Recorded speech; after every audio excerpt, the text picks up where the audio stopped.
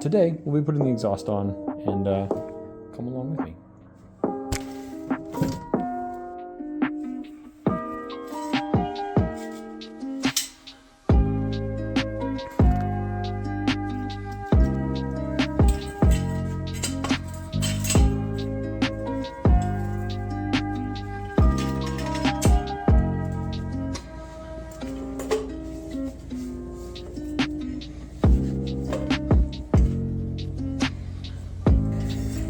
I need something hammer shaped. I don't have anything hammer shaped right now. This is hammer shaped. Like I said, hammer shaped. You might be wondering, why is that exhaust pipe got other exhaust pipes on it? Little crossover tubes make a little square, right? Well, funny story. Let me explain it to you. Back in the 80s, when many great things were made, like your mother, BMW thought it'd be a good idea to share exhaust scavenging across cylinders. What does that mean? That means that when this cylinder fires, it pushes a wave and a pressure of air down the pipe. But when it does that, it creates vacuum. Okay, it creates negative air pressure on the other pipe. So when it pushes past this, due to Venturi effect, it actually sucks gas with it as it goes. So what they did is they calculated that at these 2 points, in this tube and this tube, are the exact right amount of air, so that when this pulses here and ends up over there, and this pulses here shortly afterward, because both cylinders hit one then the other, hence the boxer. It's the right amount of spacing for it to pull more gas out of this cylinder up front and more gas out of this cylinder up front. And then as they hit here, that pressure is then dispersed to help that wave not travel back again and have more reflection. So it pulls it along and it sort of dissipates right here, this corner, because it opens up into more space. Now you're saying like, well, wait a minute, didn't you just say this creates a vacuum effect? Yes, but only if it has enough velocity. It only has enough velocity for a short amount of time in the pipe, because the pipe does have restriction. It's not just an open air, infinite velocity system like space.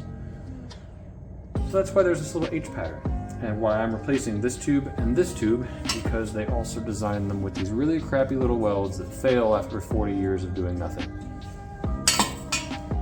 Get it?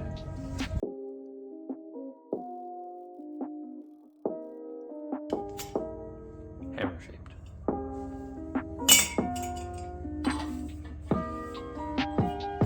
Okay. Left pipe.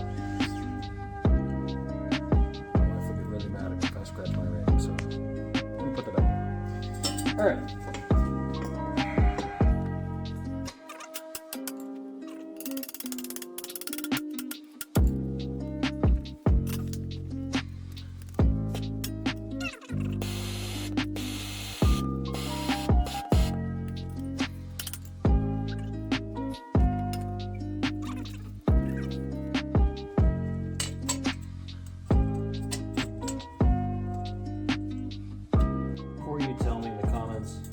What are you doing? You're messing it up. You're gonna tear up the pipe.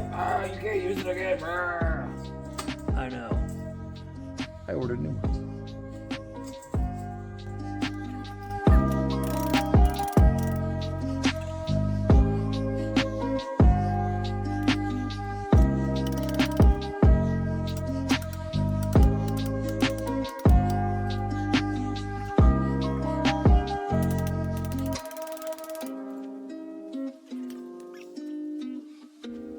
Okay, I'm gonna try a different angle.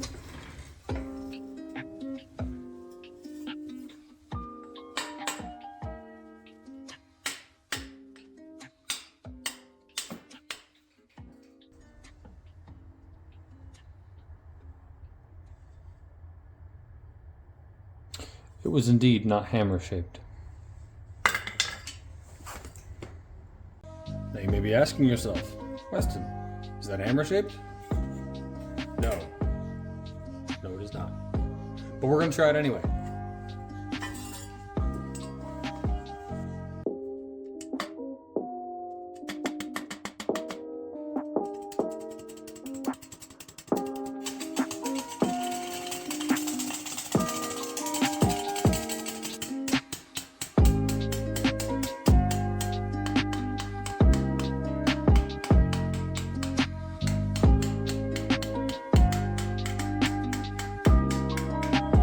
cold welded. That's what they call this. It's cold welded on there.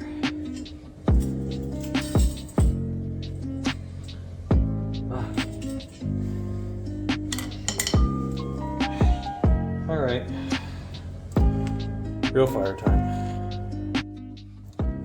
You're probably like, why are you doing all this? Why go through all this effort? Well, I don't have another set of pipes. These pipes. I've got these little ones. I don't have the big ones.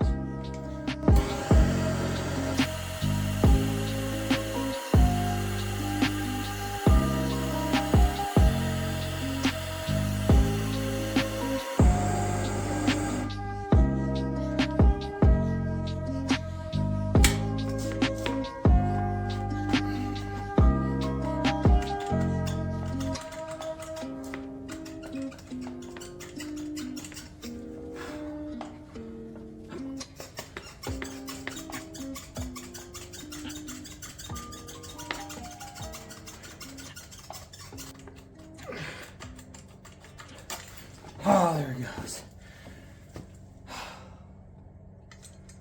Finally.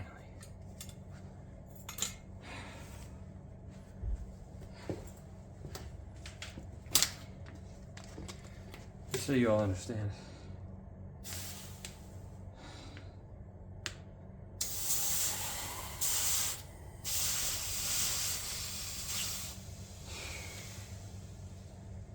That's hot.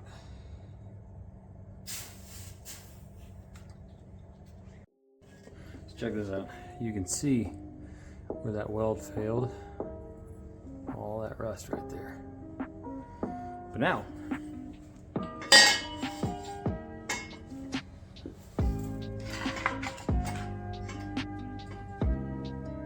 you get the idea. We'll clean them up.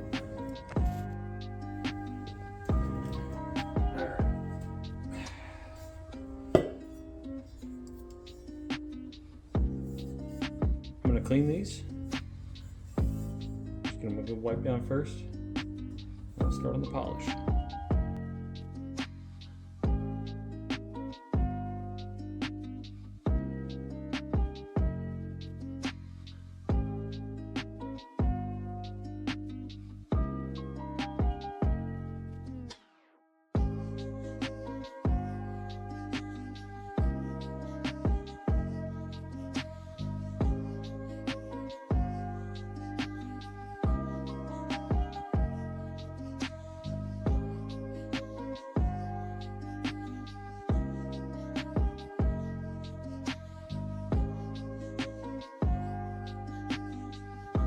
Okay, perfect time for check-in is halfway through, right?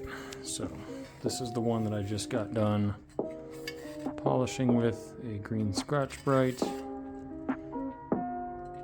Looking pretty clean.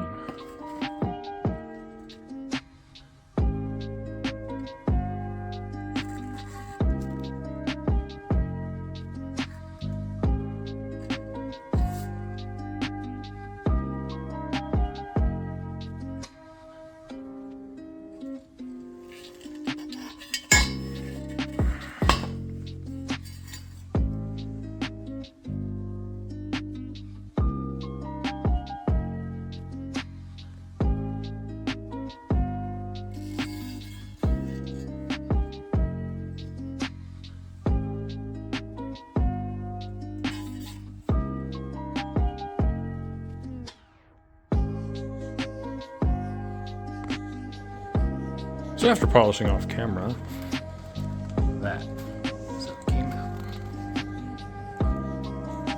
Now, that's not the cleanest, but it's pipe. And it's just gonna get dirty again. And like I said, this is not a full restoration. This is in the spirit of the bike.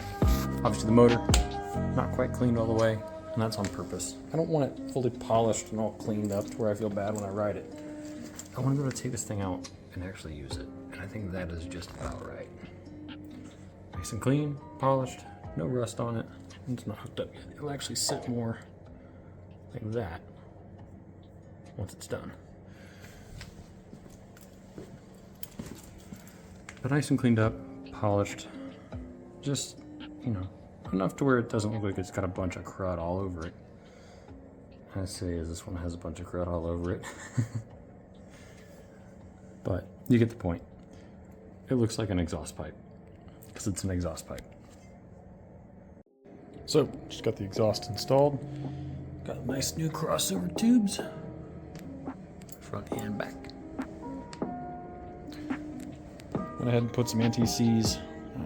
This is what you're supposed to use, liquid moly at the LM508. This is what came out from the factory, and thank God they still make this stuff because these are aluminum, this is aluminum, and that gets really hot. So they welded stuff to it.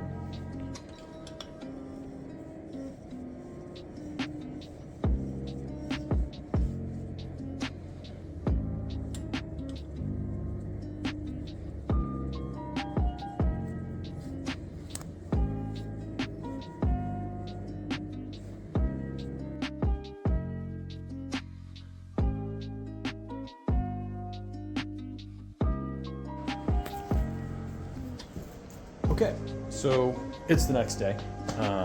Yesterday I was working on getting the exhaust on the bike, and I had to polish it first. So got some of the polishing done. I'm gonna show you guys what that looks like.